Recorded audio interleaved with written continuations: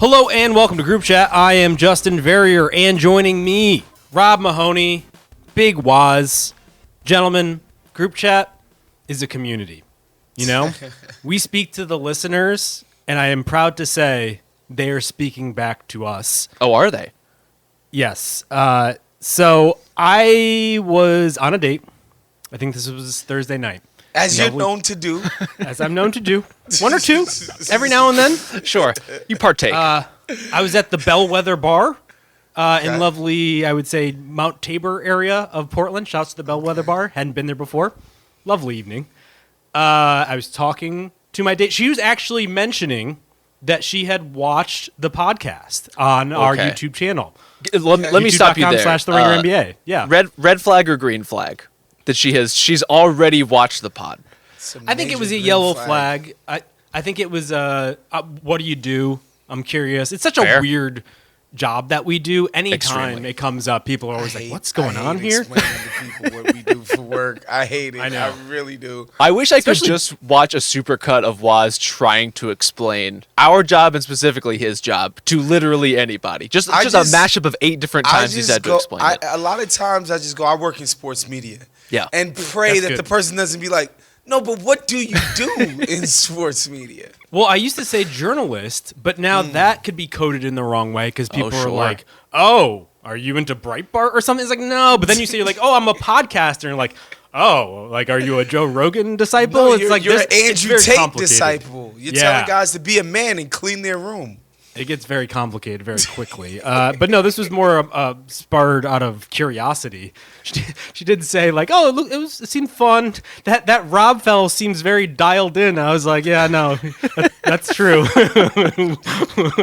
Okay, I'll take it. That's great. And as we were discussing this, one of the servers came to drop off one of the plates, and he gives a love the pod. Right in front of the lady. And I was like, oh, thank you. That's great. That is Love to hear that, by the way. I can't tell you how much how great it is to hear from people who like the pod and who listen regularly. And then I just look over to her, and she's just like flummoxed. Like, what the fuck just happened here? Yeah, no, this is real, lady. We really in these streets. We really got fans. The people know. Yeah. Well, here's the question. Did the people know? What are the odds that guy just heard you talking about a podcast on the date and was like, you know what, I'm going to do this random guy a solid? Unlikely at best. Okay. Because we were right in front of a speaker, the table that we were at, and so it was already hard to hear each other. And so I doubt that anything was carrying. I think this was a clock. It was a full clock. He a full clock. I also don't think he was one of the regular servers. Because in Portland, you order at the bar a lot of times because a lot of places are just bar restaurants or restaurant bars. There's never one without the other. And so you ordered, and so various people would come and drop off the plates. And this guy I hadn't seen him before, and then he showed up. So it might have been like He said, I got this. Yeah. Justin Verrier is in my bar. If you're out there, I would love to say thank you to our friend, and if anything, to know your name so I can name our child after you going forward. I think you owe this guy at minimum a drink, maybe at least a gift basket, some cheeses and crackers, and maybe a bottle of wine. I don't want to put a price on you, Justin, but I feel like you owe him something. Yeah, we'll figure something out. Maybe some like group chat merch if we ever get it, or maybe just a pat on the back via like a Instagram DM. That could be fine too. Okay. And just really quickly, I had my own experience meeting a group chat viewer this weekend. Not as dope as Verrier's. I wasn't impressing a woman with this, but somebody came up to me I was watching Lamar Jackson at like the MGM Grand has like in Vegas. I was in Vegas for a couple of days this weekend. Has like a cowboy themed bar. In the district area of the MGM Grand, and I was sitting there watching Lamar kick ass, and somebody recognized me, said, "What's up?" Said they're a fan of the show. He was with his buddy. They were going to watch that crazy immersive like show at the Sphere. I don't know if you guys have seen that on Instagram. It's what is insane. I forget Grateful what it's Dead called. again? No, it's not Grateful That is Dead. crazy immersive. It depends on what like you take. This but other group, but like they have like this crazy futuristic shit. It's like a whole movie in the back while they're playing their music. A lot of people are going to check that out. But yeah, he noted that it's a Denver Nuggets fan, and he noted that I am one of the biggest water carriers for the Denver Nuggets.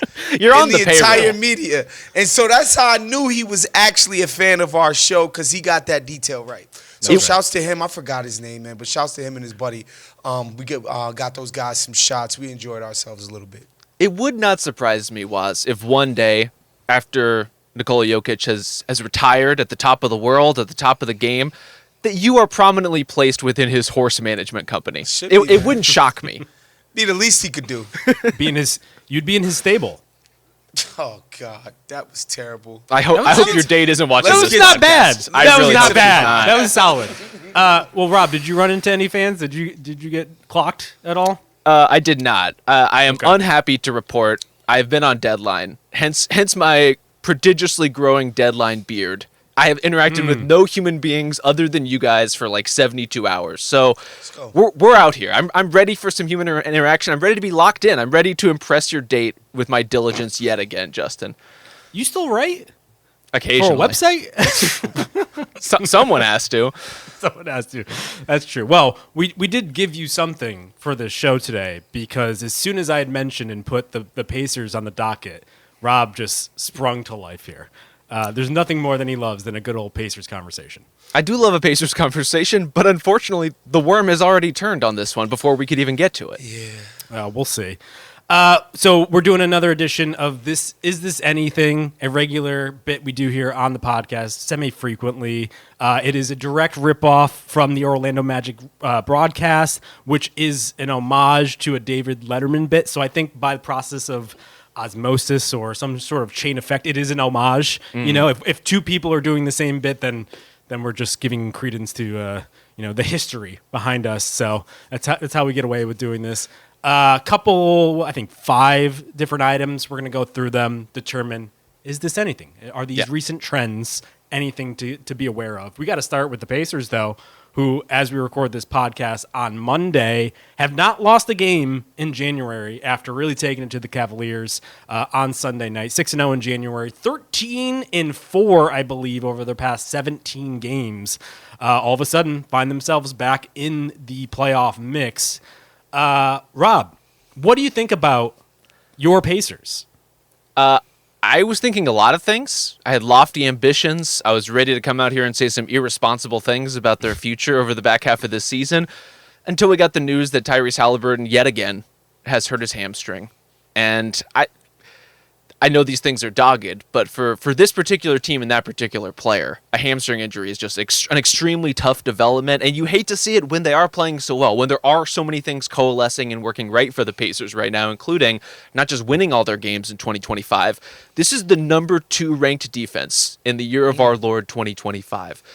They're pulling it together a little bit. You would have hoped and expected that the offense would get on track at some point, but the fact that they're actually stopping people, the fact that they put the clamps on the Cavs, even though they couldn't really hit anything last night, is somewhat meaningful, I think, for their prospects this season. Yeah, I'm just surprised that, how important the Pacers role players end up being. Obviously, it's built around Haliburton and Siakam, but I think it's the other guys, the McConnells, the freaking Nemhards, who get this thing going in such a way. They set the tone like a toughness tone, if you will, for the Pacers. And that's what I think is kind of surprised me with the turnaround. It's how important these other guys have been in getting them to this point right now. They can't survive without Andrew Nemhard anymore. That's crazy. Plus 10.2 net rating in 691 minutes this season. Honestly, seems low. Having watched them, seems low. And so I'm wondering, let's see with Haliburton. We don't know how long-term this injury is. Obviously, the hamstring is something that dealt with pretty much throughout all of last season. Obviously, hampered him in the playoffs, too.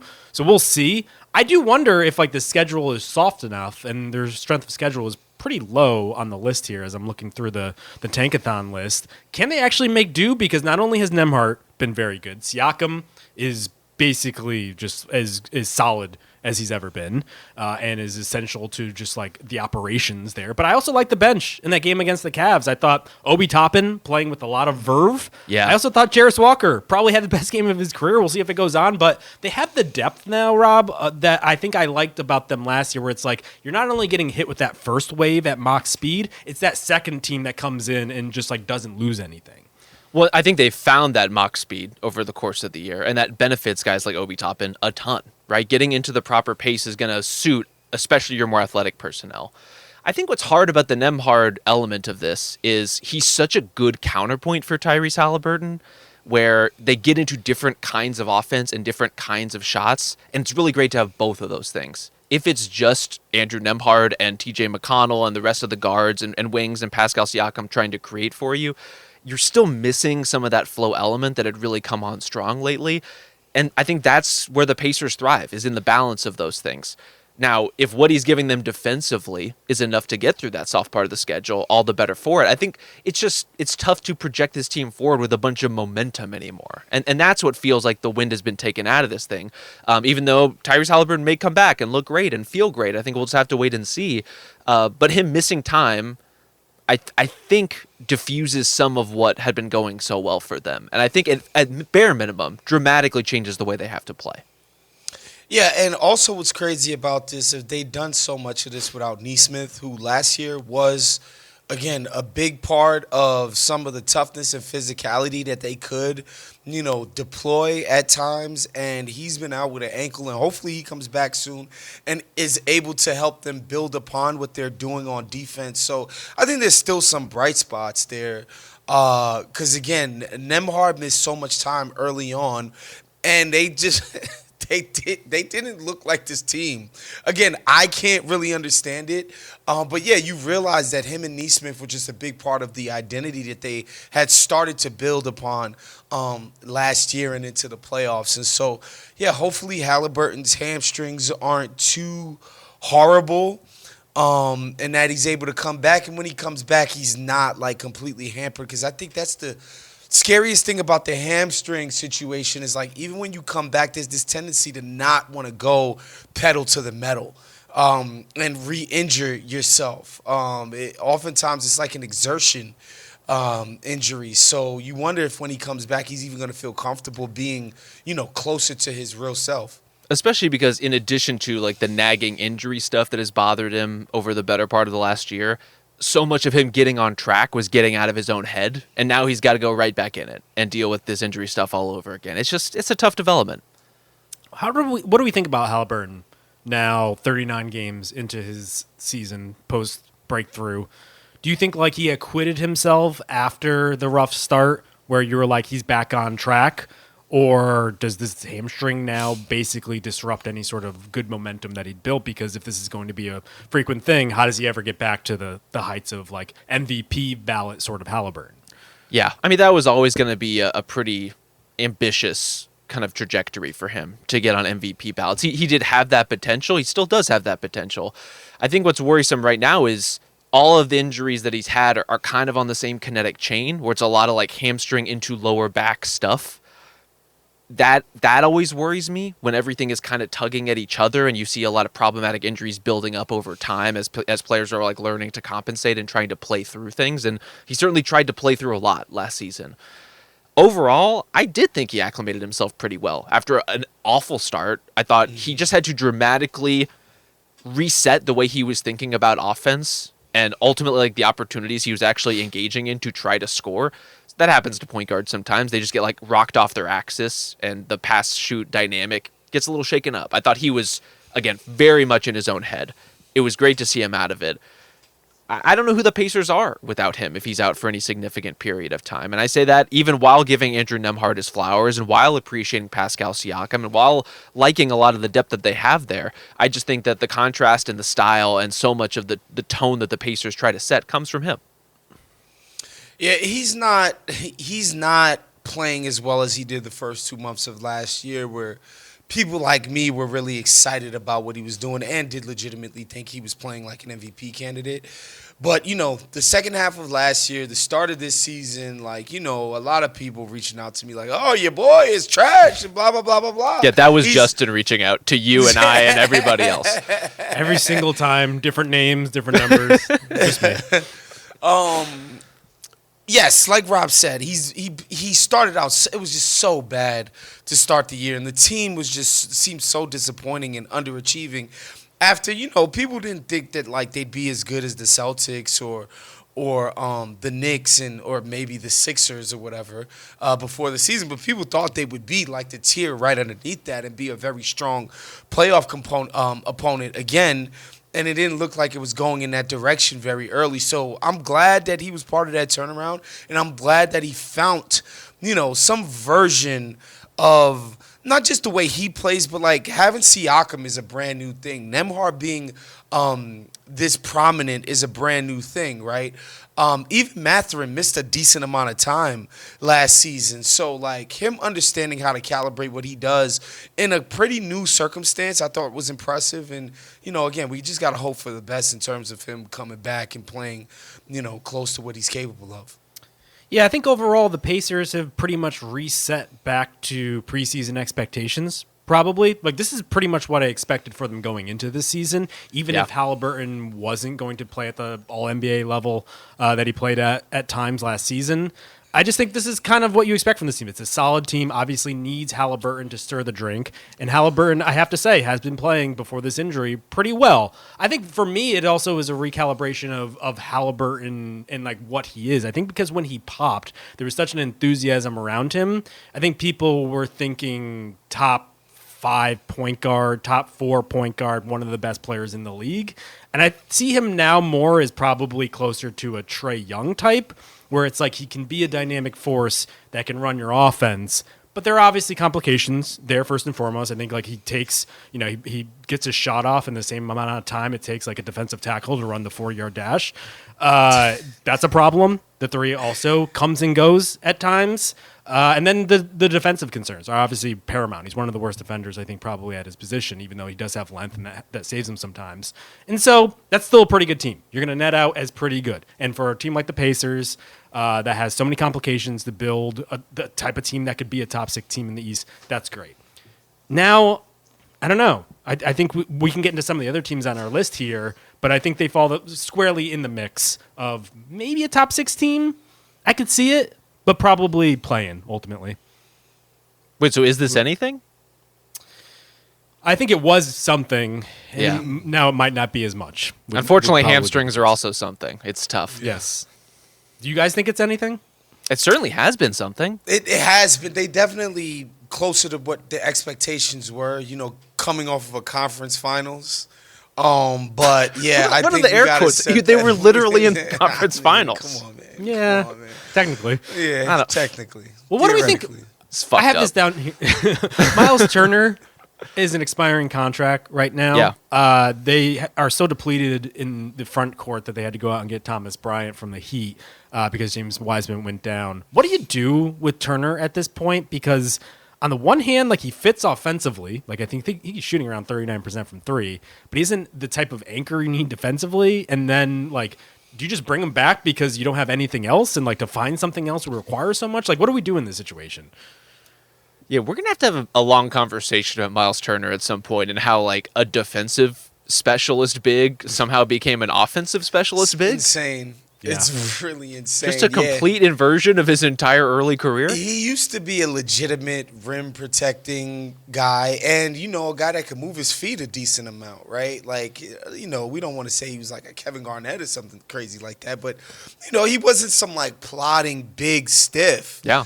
And now I don't really feel like that's the case. And it seems like the best teams, do a pretty good job of exploiting his weaknesses. But to answer your question, Justin, I think if you could bring him back at a reasonable number, you do that. And, hopefully maybe through the draft a big, and try to develop him, somebody with maybe perhaps a little bit more athleticism and physicality.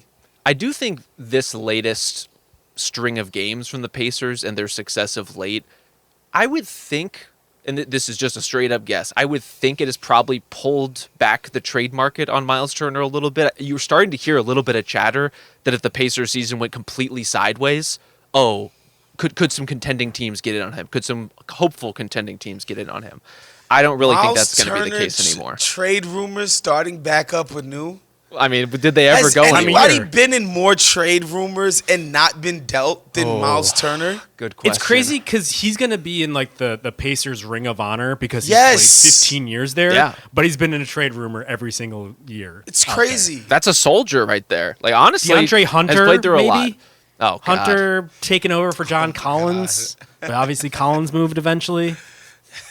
DeAndre Hunter, Ring of Honor Atlanta Hawk. That's hilarious.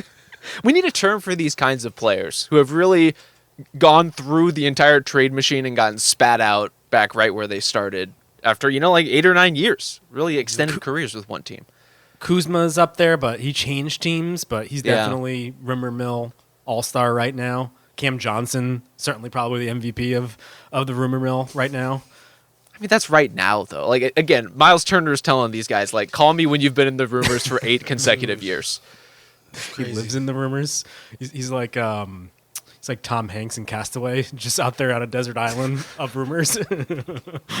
All right, since we're talking middle, you're killing me today. I know this is really bad stuff. I got one compliment, and I'm just You're high on your own supply. Yeah, we're talking middle of the East right now. A few of these teams that we're going to talk about are squarely back into the mix, and one of those is the Miami Heat, who find themselves 2 spots below the Pacers as we record. They're 3-2, I believe, on the road trip that they started post Jimmy Butler getting suspended. They were just here in Portland the other night. I will say the vibes are good. It seems like just like a weight has been lifted off some of these guys, including one Tyler Herro, who's playing really good basketball, was before the whole Jimmy situation kind of came to a head here. He had I think he had 32 against the Blazers. He had one pass that someone asked Spo about the other night where it was like a cross-court, one-handed pass, and Spo's like, he reminds me of someone in a lot of instances. And I was like, oh, it must be veiled comment about Jimmy, right? Because they wouldn't take comments about Jimmy before the game, and I was just like, oh, he just can't say his name talking about Jimmy. But then you actually look at what he said, which is the movement off the ball, skill level, passing, handling, scoring at 3 levels, ignitability, flair for the moment in opposing arenas. I think he's talking about Steph Curry. Wow. I think that's the comp he's making. I was ready for you to say Michael Jordan, but Steph Curry still works.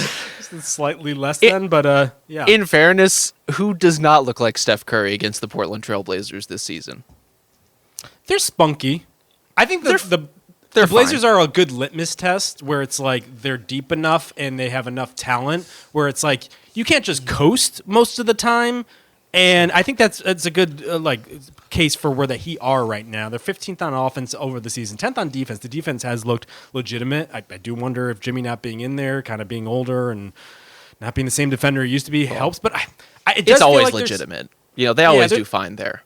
Yeah, I think there is something going there where it seems like the young guys are more a significant part of what they're doing than ever before. And it seems to be paying off with Herro, first and foremost. But even like a Jovic playing pretty well.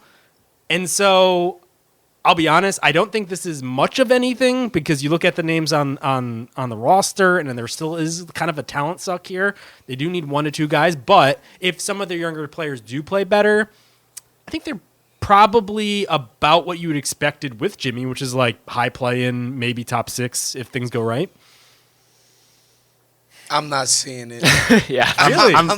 I'm struggling a little bit too. I'm not seeing it. Bam is having such a bad year. It's weird. Just like so confounding how bad he's been. Well, for his standards and what people were hoping for in terms of him taking a step on offense and like him clearly being the guy that the organization feels like is their most important player going forward, considering his age and what he's already accomplished there.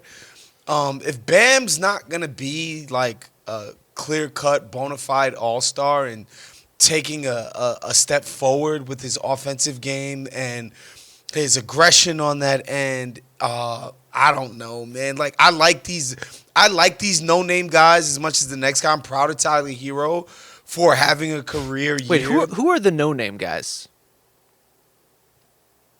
I guess anybody that isn't Bam or Tyler Herro. No. The Haywood Highsmith erasure, I will not allow. Jaime Jaquez, I have That's a guy. respect for. He's a person. Yeah. He is. He's not a no-name, but Sure. I have respect for, and I do have respect for Jovic. I really do think like he's a legitimate player. But the rest of this, like, nah. I almost worry more about the named guys than the no-named guys. Like, will Terry Rozier ever be a good NBA player again? I honestly have no idea. God. He's been terrible. Not good. And I think ultimately to your question, Justin, I'm coming from a similar place as Waz, where if this were driven in some ways by a Bam resurgence, I'd be okay, now we've got something going. Yeah. It's a lot of like papering over the starting lineup with like as much fake creation as you can throw out there, and the Heat get a lot of mileage out of that stuff. Like maybe better than any organization in the league. They can milk that stuff for all it's worth. I just don't think they're meaningfully in the mix. I know they are technically tied for sixth place in the East right now. Good on them. Wonderful turnout considering the circumstances. I do think it's a thing that the vibes are markedly better when Jimmy Butler is not around. And I believe that probably everyone involved, Jimmy included, is happier when these two sides are not in the same place. But is it a thing in the way that this is going to actually change any outcome of the season for any team, including the Heat? I just don't see a lot of traction here. No, I think they're probably looking at best, probably sixth in the East is what we're saying here, which isn't meaningfully different from when they had Jimmy. I just think there is a little bit of Ewing theory potential here, where it seems like everybody is galvanized at this point, including Spo, who seems like excited to be coaching up young guys and giving them opportunities. And if it's Herro playing like 30 points a night Herro, which is pretty regularly what he's giving them at this point, plus like the foundation of what they already had, plus some good vibes, like I think Spo can coach them to the point where they're like, yeah, sixth. I don't think they'll get out of the first round, probably, but they're not getting out of the first round. I'm willing to go on that particular branch. You don't think they're getting out of the first round? Probably. They're definitely not going to do that. Well, this team here's is not the competition better because they don't got Jimmy Butler. I think they might actually be better. I think Jimmy's just such like I think he seeps into the pores of like everything that you do to like extricate that and like give guys opportunities to be their best selves. I think will pay dividends because they have enough young guys. Like you look up and down the roster, there's a lot of young guys just like looking to prove themselves in ways that I think are meaningful. It's true. Jaquez. I mean, Bam has not played particularly well, but the fact that they've pieced together a very good defense, I actually think they're like fifth in defense since Jimmy went down. It's only been like a couple games, so it's a very small sample size. Like I think it's meaningful. You only need Bam to be an anchor defensively. Where is like huge and athletic, like. There's enough here where it's like they're very much like on par with maybe the Pacers without Haliburton, the Pistons the way they're playing, the Hawks. Like that's a tier unto itself. The Bucks, depending. You don't think so? Strong disagree. Jimmy? A lot of what has happened lately is they played the Blazers, they played the Jazz, they played the Warriors. Like that's how you get teams. wins. That's how you get wins in the NBA. And again, under the circumstances, given what they have. They'll take any wins they can get, especially like a Warriors win for this Heat team is nothing to scoff at, especially in the fashion that they did it. Mm-hmm. So here's the tier. Like, how would you rank these middling East teams? Because that's who we're talking about here. Middling. The Pistons, the Heat, the Pacers. I guess you could throw in the Bucks. I think the Bucks are probably. I think they're a little better than right. They're probably more in the Magic range. Yeah. I guess you could throw the Hawks in here too, although they play pretty poorly of late. Yeah, and we're talking current day Heat. Yeah, assuming that they don't get back Jimmy. I guess you could factor in like maybe they'll get a rotation potential player out deal. of it. Yeah. I mean, they're probably better than the Pistons, but not meaningfully better than the Pistons. Better than the Pistons, probably not better than the Hawks though. I don't know. The Hawks have. I don't know. Hawks been pretty bad. It's been unpleasant. This is also like bad realistically, and I just don't think this team that has had a nice stretch since Jimmy got sent home or whatever. You know, in a playoff series where teams are like dialed into what they're doing, which is like dialed into Tyler Herro. I just feel like Tyler Hero's been really good. I didn't say he hasn't. I just feel like a playoff team is gonna make it so that that's not the best way to structure an offense. Like, jump on Tyler Herro's back and get taken to the promised land. There's been worse in the NBA this year. Yeah. I think Tyler Herro is very much in the mix for an all-star bid. I think so. At this point. Deserving. I don't think he'll get it because the guard depth is actually pretty deep in the East. And so it's funny, Kevin Pelton had an article on ESPN recently. These are the guards that made it for him in the East: Mitchell, Ball, Brunson, Young, Dame, Cade. And then I think you would get to hear, Garland would probably be. I was about to say, that's a tough break for Darius Garland if he doesn't make it. Well, I think the entire rest of the core four in Cleveland made it. We can't do four. Like, we're not doing make it 5. The Hawks, Dean Wade, or Max Strus, or both. They can each play a half. I don't care. Just send the entire team because nobody in the NBA wants to go to the All-Star weekend anymore. Hero's right there. I think if he has like a good stretch here, maybe coaches would want to like signify it. Doubtful, but he's like last cuts, I think, in the East. I think he deserves to be there. I've been super impressed with Tyler Herro. Everything I'm saying about the Heat is not a commentary on Tyler Herro's season, he's doing his thing. He's having a career year. Doing his thing, turning over a new leaf, like responding in all the ways that I think lots of people have been waiting for him to respond in terms of cleaning up his shot profile and the type of like playmaking he's doing. Those are all huge developments for his career and maybe could have been huge developments for the Heat if their season had gone differently or if they had traded Jimmy Butler in the offseason or whatever that would have been. But for where things stand now, he is not going to save this team. And overall, they're going to be fine and competent because the Heat are pretty much uniformly fine and competent. I just don't think they're in the mix in like a meaningful way where they're really threatening for anything. They're in the mix because this section of the East right below them is quite bad. And if not for that, I don't think they would be here. And Tyler Herro, just for, a quick what-if scenario, he's definitely playing better than everybody in Portland's guard rotation. And if you guys will remember, during that little trade situation, people were laughing at the idea that Tyler Herro was a guy worth acquiring. So there's that, too. Simon's kind of back, though. Simons is back. I also don't think – their guards overlap right now. Like, Sharp and Simons can't play together. You couldn't put another guard into a team with like 4 guards in order to rear. That made no sense. And I actually think the picks that Portland got were by far the best asset. Like Jaquez and Jovic, they're fine ultimately. I don't think they're going to be meaningful starting players in the NBA. So I greatly disagree with that. I don't think that was the better package. Pistons or Heat? I think this is what this comes down to. What a time to be alive. I know. What's the answer? God. I think it depends very much on the trade return. I'm gonna go Heat. And that's just the Spo edge. I think they'll be a better coached team, but like not Portland. Excuse me. The Pistons probably have more talent than the Jimmy-less Heat. Which is just crazy to say. Man, that 6 seed is going to be something to monitor, man. Just the absolute prize of the Eastern Conference. I can't wait to see how the playoff bracket actually shakes out and what these matchups actually end up looking like. Because I can't imagine a world in which any of these top 3 teams are going to be in any kind of danger whatsoever. I guess we'll see how 4-5 breaks and maybe how the Bucks season turns out. But yeah, it's not great down there. I think the top 4 is very much going to keep going because the Magic getting Paolo back. Franz is going to come back in the next couple of weeks here. So that the 4, I'd be stunned if that isn't the final 4 in the East. I would put the Heat over the Pistons. I think you guys aren't giving enough credit to the institution and just like what Spo can do with the freedom to do so. I believe in that more than some of these other teams. And frankly, maybe the Pacers. It really depends on whether or not they're going to get Haliburton back.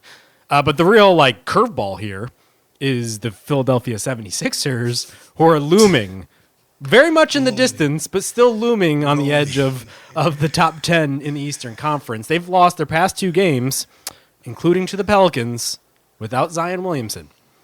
After which, Paul George says he's bored playing backup center. And so, Waz, I turn to you. Is this player empowerment at its best? We need players' voices more than ever, and when you get those voices, you hear Paul George say things like this. I mean, again, like I'm a fan of players being candid, being honest with the public about what they see, what they think, how they feel, whatever. Especially as it pertains to the game. But again, this is Paul George we're talking about. He came to the team to be a sort of, like fill in the blanks, fill in the holes, work around what Maxey and Embiid are doing. Like, nobody thought he was going to come and save this franchise or do, like, some actual heavy lifting or do anything hard. Nobody thought that was the plan, even though they paid him $50 million in the offseason to come in here. The idea was that he was going to literally be this kind of jack of all trades, secondary ball handler, sometimes doing one-on-one stuff. But, like, the thing was about Maxey and Embiid. But, yeah, it turns out doing some of the lunch pail dirty work stuff, meaning sacrificing your body as an undersized 5 because your team, like, needs you to. It's not as if they have all of these great backup big options, but like him, he's a freaking wing. He's been a wing his whole life. He's not going to like playing center. Nobody should be surprised by that. Hell, Anthony Davis, centers don't like playing center. There's a long history of forwards not wanting to play as big. To play big, yeah. And so but that's a systemic problem. That's because we are undervaluing our bigs. We are not giving them their proper due. We're not giving them their post touches. We're not treating them as vaunted members of society. And Paul George is getting a taste of how the other half lives. He's seen what it's like to be Andre Drummond, and it's not great. Right. He's not working just that middle class lifestyle. No, like you are in the post, just pounding away. Yeah, listen, it sounds like it sucks. Being a big man in the NBA, you're getting hammered all the time. And if you're George, who isn't like frail, but definitely like lithe, even for like a superstar guard, like that probably fucking sucks to have to play center. And so I get it. The problem is he says things out loud that you shouldn't really say. And it just compounds this overall effect that's happening in Philly where it's like, I find them very difficult to watch. There's such a sadness behind the eyes of literally everything that's going on there that like I kind of wince when I turn on the broadcast sometimes and like kind of like just swallow it and just watch it because it's just nobody wants to be there right now. It's a lot of just Maxey doing whatever he wants while Gerson Yabusele is just like pounding people in the post there. And so in fact, I wrote this out here, the anti-league pass rankings, pretty much the 5 worst watches in the league. Yep. Who you got? I got the Jazz number 1. Unwatchable. Like, and honestly, recently they're playing Isaiah Collier. There's at least something there, but most of the time it's like, guys, you don't know who they are. Guys filling in for other guys who are anonymous. That's a tough watch. It's a really tough hang. I mean, they literally rested Walker Kessler the other night, so it's Micah Potter got to start. Shout out. Like they're digging deep.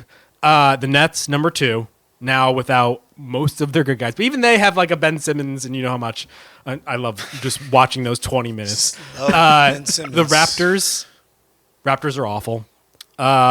And then I have the Sixers, number 4. I actually have the Sixers ahead of, I guess depending how you look at it, below so you'd rather the Wizards. Watch the Wizards than the Sixers. The Wizards have young guys. I want to check in on Sarr. I want to see how Coulibaly's doing. Like, there's enough guys there that you want to at least pulse check. The Sixers don't have a pulse. They're just dead on arrival. They really don't.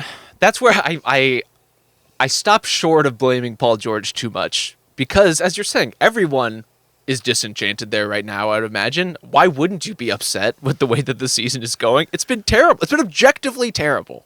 This was just on nobody's bingo card that this team would be this bad at this point in the season. Like, oh, maybe they have a playoff meltdown because they're counting on Embiid and Paul George, and maybe they, or end up overachieving and somehow scrap their way to the finals. Being the 10th seed and everybody by January feeling hopeless that this entire season could be turned around, man, who could have predicted? I think it's so many smaller things too. Like obviously Embiid is the biggest story with the Sixers at all times, and him not being consistently healthy is a huge bummer. But also like the Jared McCain news was such a huge deflating point. It was like the one thing that was going well, and he's out for the year. Every other role player that they've brought in has been at best up and down. And it's such a weird mix of players. You're right, it's not fun to watch. I do think maybe you're underselling how bad the Raptors are to watch right now. They're just a very absolute mess, a huge fire on a near daily basis. I do not enjoy watching Toronto play, but otherwise, I think your anti-league pass rankings are more or less right on point. Power rank these scrubs who got minutes against the Magic on Sunday night. Okay, Justin Edwards, Adem Bana, Jeff, sure, Jeff Doughton Jr. Yeah. And now Ricky Council is a known factor. Yeah. Just those three. Honestly, Adem Bona had some moments. Okay. And I mean, like one, he blocked one shot in that game that I saw, and I was like, all right, I guess you're a rim protector. The broadcast made a huge deal of it. It happened technically during an NBA game. It did. So that goes on his basketball card forever. No one can take that away from him. 15 minutes, 0 shot attempts, 0 rebounds, 0 assists, 1 steal, 1 block, +4. Good for him. I actually thought this was a pretty solid Paul George game, and especially like he was delivering some important late plays in a game that was really close. It's just kind of emblematic of how bad things have gone, that they're like fighting for their life against a Magic team that's down 8 players and desperately relying on Paul George, who, as Waz said, was not brought in there to do heavy lifting, to do exactly that on now a nightly basis in the regular season. It's awful. The Sixers team is not good. They're not fun to watch. I hope we don't talk about them very much until they correct at least one of those things, but I'm not hopeful. They were in that game, to their credit, and then Paul George fouled out because he's playing center in 2024. It's just wild to me. That's what wings do in 2024 or 2025 anyway. You know, this is the modern NBA. Paul George is a center now.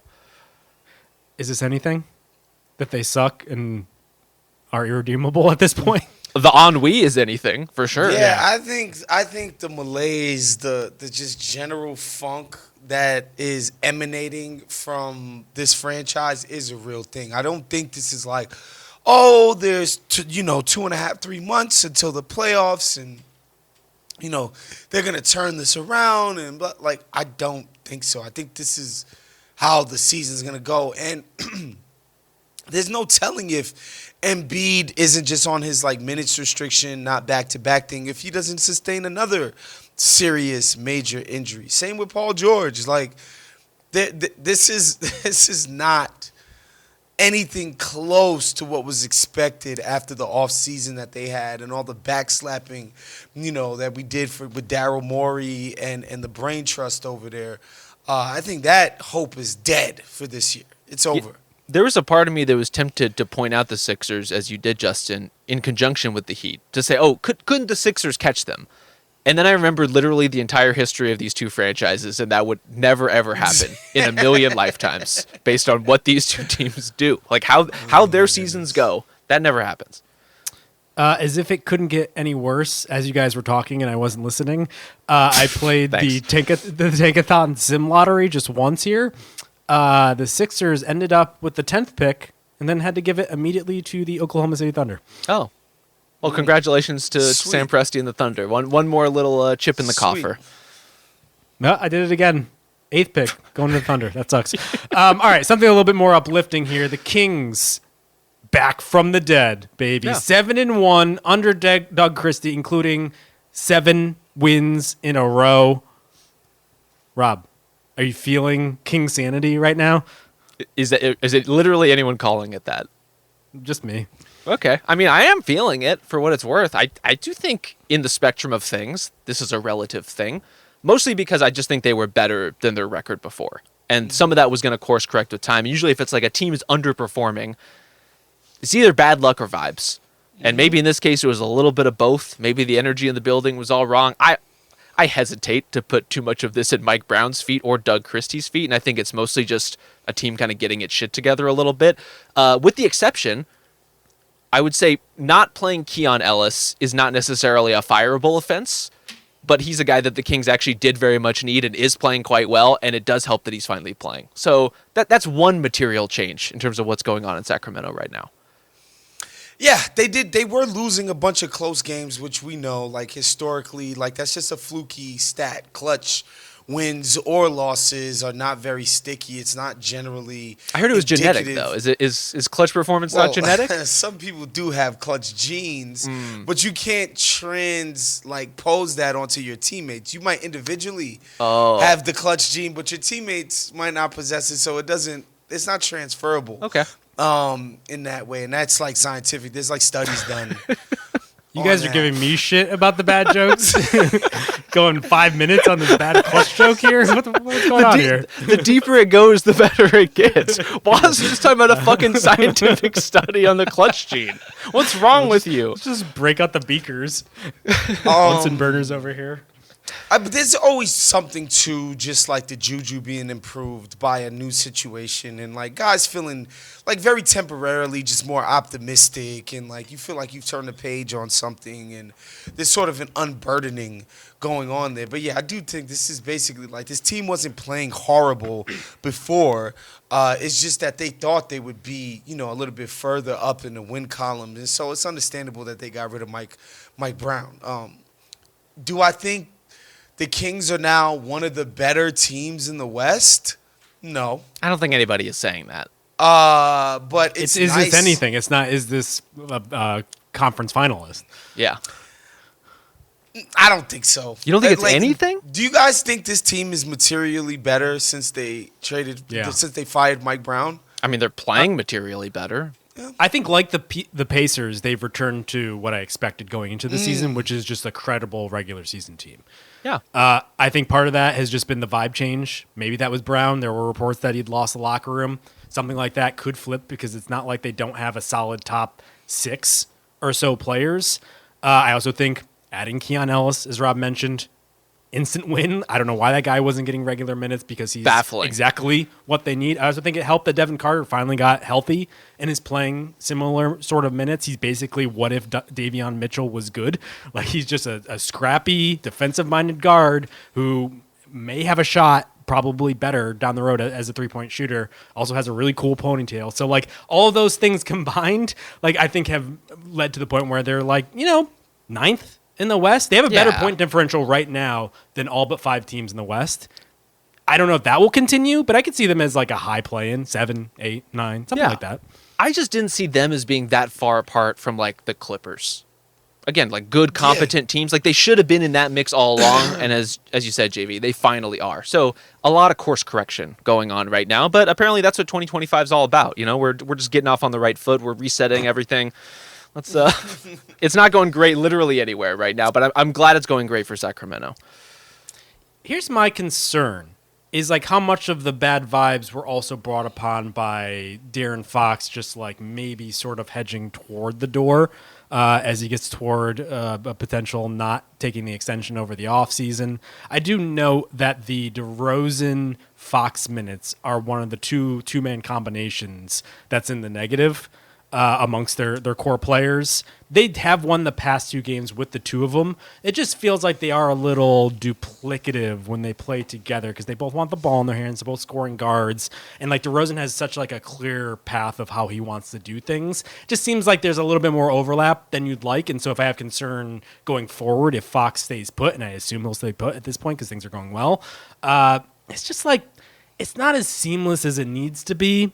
And that might ultimately, like, if we're talking about margins here of, like, could they be better than Warriors, is, like, a couple little things going to make the difference. I could see that playing a factor.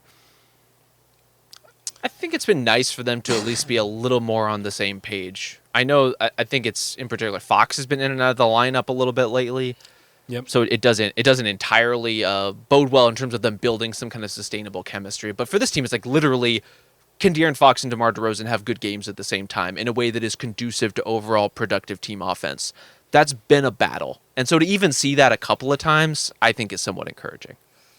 Yeah, and it's funny because when Mike Brown got there and he, like, instituted this brand new continuity-based read and react kind of offense and was around their two best, most important players. Like, I think we, as a media, just like aesthetically thought it was really cool and looked great and enjoyed watching it. But I think ultimately, like, internally, they realized there was a ceiling on that particular style of offense.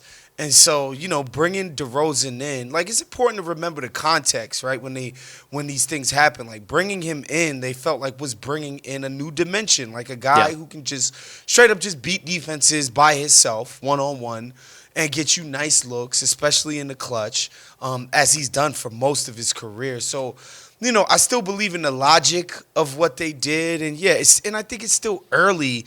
Super early in that partnership, so it's not like crazy that this thing isn't just humming along just perfectly yet. So I do think there should be a little bit more time, and we'll see where it goes with that. Last one I have on the docket, number 5. LaMelo Ball is leading all East guards in All-Star fan voting. He is currently, based on the second returns, getting more votes than Steph Curry was. I asked, what the fuck is going on with the youth? Why is this the guy for the next generation? He's just got a virality to his online brand. Yeah. For whatever reason. And I don't know if it was like, the 35-foot threes that he was taking in Australia or the hair or whatever. I don't know. Like, for whatever reason, his game translates, especially particularly to a younger audience. I was talking to a couple guys in the sneaker business, and he's definitely, since he's been in the league and had his own sneaker, I'm pretty sure he's the highest selling signature shoe person in the NBA, which is insane. So, like, it's one of those things where it's like, all right, there's like some vague concept that somebody might be popular, but then there's like people voting with their feet and people voting with their sneaker purchases. And so, like, this idea that he's, like, leading in votes, I'm not surprised by it because, like, I've been noticing just, like, these just trend-wise, like, this guy has been one of the more popular players in the league since he got to the league. So, and he's finally playing, like, at least, like an all-star now. And so, like, I'm with that. He's an all-star.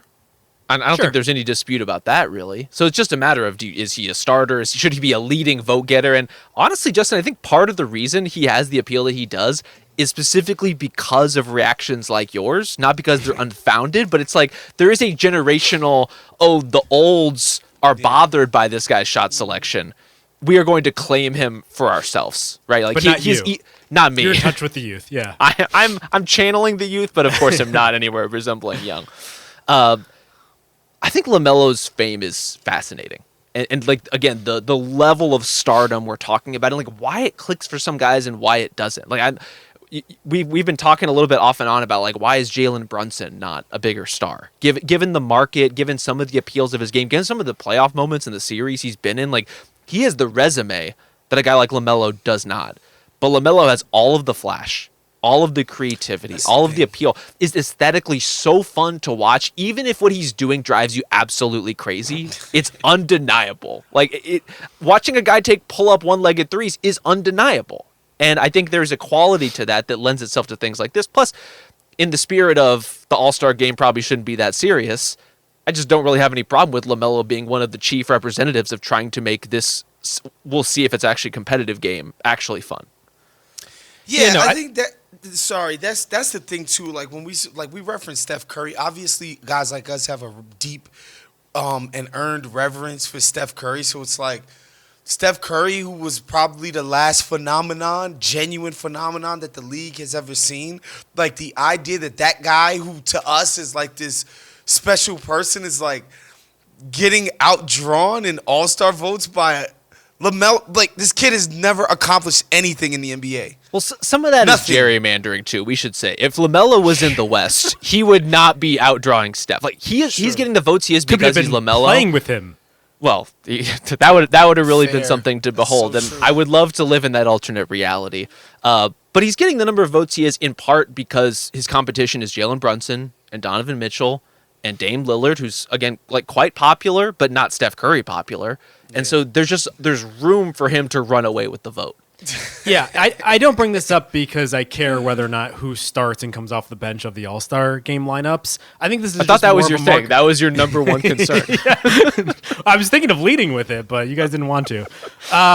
I think it's a weird, almost marker of a changing of a guard that I think we can all like feel is happening in the mix here. Like even Jokic being the far and away biggest vote getter in the Western Conference is different than years past. It just seems like people are even taken to the idea that like he's clear cut the best player in the league right now in a way that they were resistant to even like a year or two ago. And so LaMelo, I get it to a certain extent. Also, like he has like the weird neon thing that the kids seem to love, and like all of his stuff seems like vaguely Y2K-ish in a way that I find garish and kind of offensive as someone who probably like maybe was interested in those things a couple years ago. Like This is like bringing the fifth that pod back. in a row Justin has brought this up, by the way. That's how I know he really hates this shit. I don't know what the kids are doing, man. I don't know what they're doing. You're never going to. Like our time of knowing what the kids are doing is over.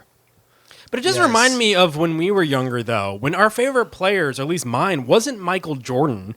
It was like Sean Kemp, who was like good, but not the best player in the league because he did cool shit. And LaMelo does do a ton of cool shit. Oh, You yeah. know, I was watching against the Suns last night. It's just like, man, he can make some incredible things happen. He can make some of the stupidest things happen regularly. And it's just like, it's a tough watch sometimes, but I don't know. I guess this is where we are. LaMelo Ball, face of the league. You're right. I think you're right about that too. And like I think about some of my first times watching Latrell Sprewell play were like All-Star games where he's like the only guy trying to rip the freaking rim down. And it's like again, like that's cool, like that's singular. And I think what you could say about LaMelo, despite again a complete and utter lack of success on the basketball court in terms of real NBA actual achievement, is that he is a singular entity in our league. And I think the fans notice that, and fans like when guys stick out and have a uniqueness to what they do. And so he deserves props for that. Yeah, weirdly for a guy who grew up as a reality show subject, both literally and figuratively, like is just, I think, one of the more authentic players in the league. Like he cannot help but be weirdo LaMelo Ball. And that's captivating to watch. Also, LeVar Ball was right. About everything. That's another thing that I've gotten out of this. LeVar Ball had a point. Yeah, he sacrificed Lonzo's ankles in order to get LaMelo to this point, but the Ball family is doing well. D'Angelo Ball, I think, just got signed to a major record label. I saw up from a tweet from Shams Charania before we came on here. Like, the Balls are thriving. There was a bidding war, an actual bidding war for this kid. That's crazy. Yeah, but I do think, hilarious. like, to your earlier point, when we talk about face in the league, all this other stuff, there is kind of a know it when you see it sort of factor. Like we could force guys like Shea or even Jokic because they're the best players in the league, but people take to certain players because they're celebrities. And more than anything, LaMelo Ball is a celebrity. I don't want to get into the whole conversation about, the NBA's fate and like ratings and all that other stuff, but I do recall a couple weeks ago when someone clearly under the age of 30 was passing around a clip of like the Spurs' beautiful ball movement. And it was like Dio to Parker to Duncan. It was like, we need to get back to this. This is what we need.